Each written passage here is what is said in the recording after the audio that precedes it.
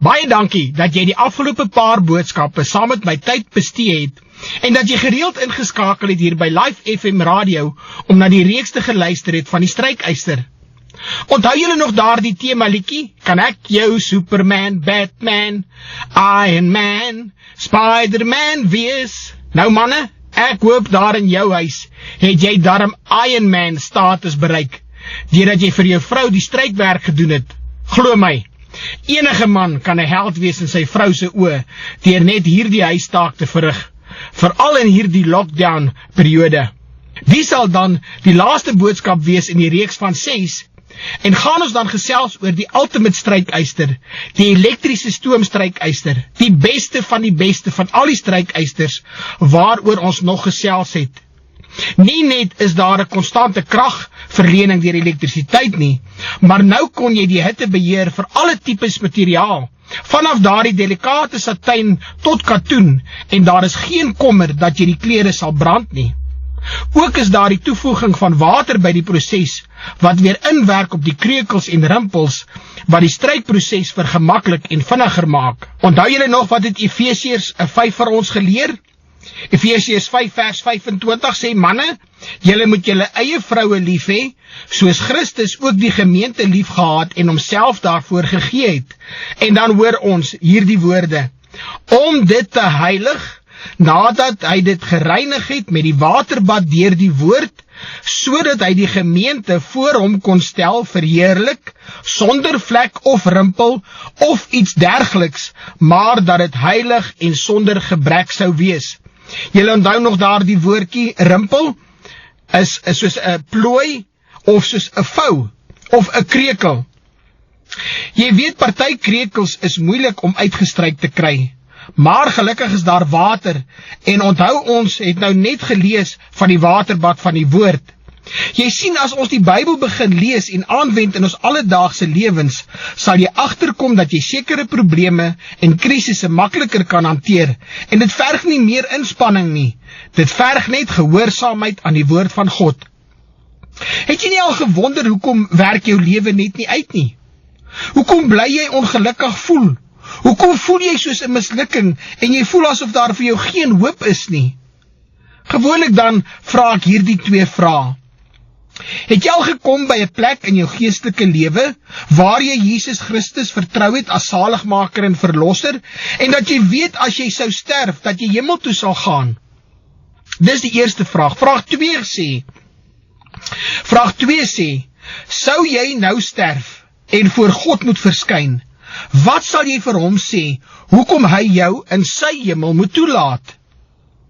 Dit is ongemaklike vraag, maar dit is diagnostiese vraag. Amper soos wanneer jy na die dokter toe gaan en hy jou 'n klomp vrae vra oor hoekom jy daar is. Jy sien, wanneer jy daar die stikkende strykyster instuur, dan moet die tegnikus wat daarop werk ook by 'n punt begin om te bepaal waar is die fout.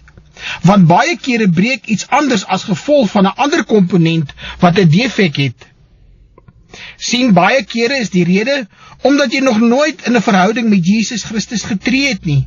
Jy het nog nie gekom by daardie plek om aan te meld en te sê, hier is ek, Here, maak met my soos u wil nie, gebruik my lewe tot u eer.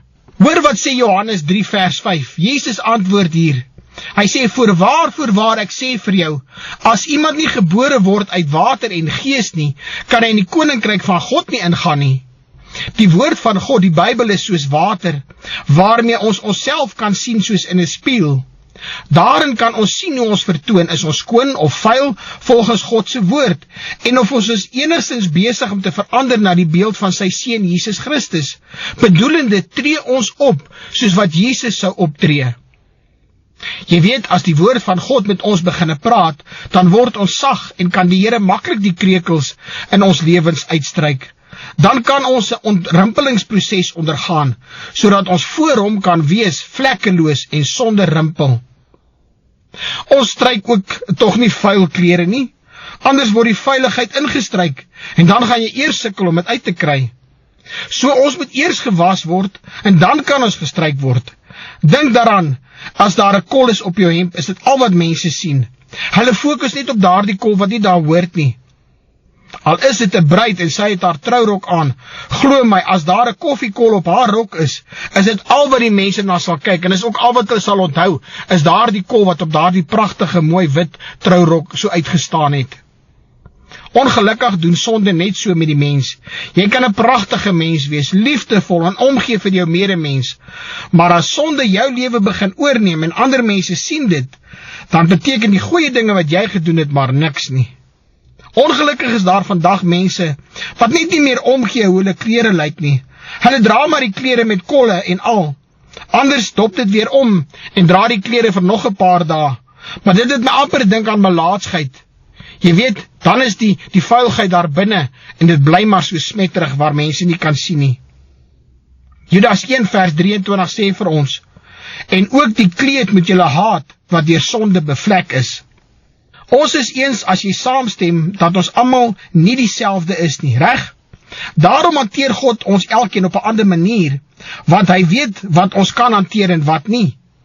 Miskien is jy van 'n ander stofasie gemaak. Party mense is soos daardie sagte satijn serpies wat ou Hilda altyd gedra het in 7de laan. Hulle het nie baie strykwerk nodig nie, maar hulle is daarom glibberig. En soms gly die strykyster sommer so bo oor hulle sonder om 'n stryk in te kry. Jy ken sulke mense, hulle is net te glad met die mond. En vir alles het hulle antwoord en selfs God sukkel om vir hulle in 'n hoek te kry, sodat hy met hulle kan praat en dat hulle nood kan erken. Daar is ander materiaal waarop jy meer water moet gebruik, en jy moet selfs water daarop spuit, en dit is denim materiaal. Hulle kan die punch vat, en vir jare lank was dit die handearbeiders se klere, want dit nie sommer geskeur nie. Jy kry sulke mense, hulle is altyd besig met werk, en het nooit tyd vir God en sy gebod nie. Hulle kan nie dood mense nie. Alhoewel vandag sien ek dat die denims ook kan skeer en uitrafel, maar dit is dan as dit doelbewus so gemaak is. Maar andersins is hulle baie hard en sukkel jy om hulle gestryk te kry. Party van die mense is 'n mengsel van katoen en polyester. En as jy nie versigtig stryk nie, dan kan polyester sommer so vinnig aan mekaar krimp as gevolg van hitte. Daarom is dit beter om 100% katoen blouse of hemd te dra, kan makliker asemhaal en ook makliker stryk, so bly suiwer en moenie dink jy kan twee here dien nie. Dan is daar materiaal soos fluweel. Die kan nie gestryk word nie. Jy vryf dit die kant en dan daai kant toe. En soos jy dit vryf, so lê dit.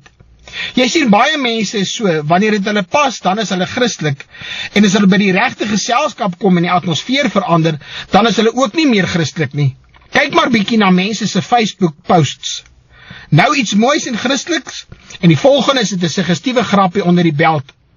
Dink aan daardie materiaal wat die motorwerktuigkundiges gebruik vir hulle hande en om die olie af te vee. Gewoonlik kom daardie materiaal in sulke sakke.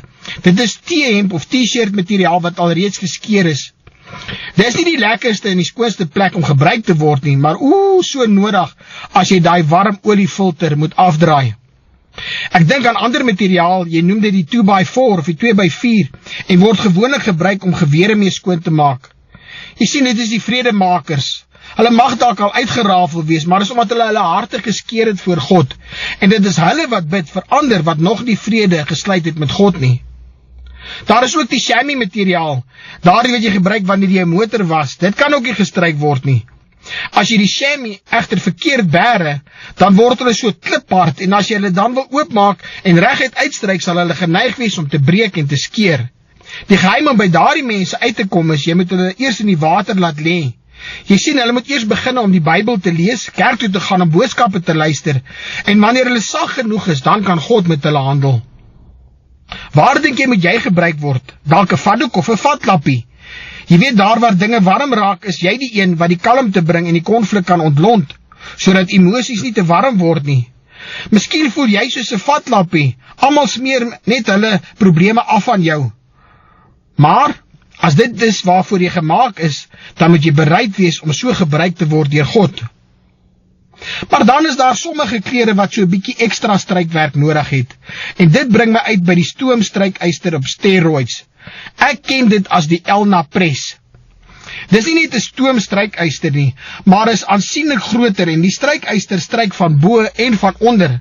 Jy sit die klere in en dan maak jy die Elna Press toe en eintlik stryk dit nie die klere nie. Dit druk die klere se rimpels en krekels uit deur die hitte en stoom wat die strykyster uitsit.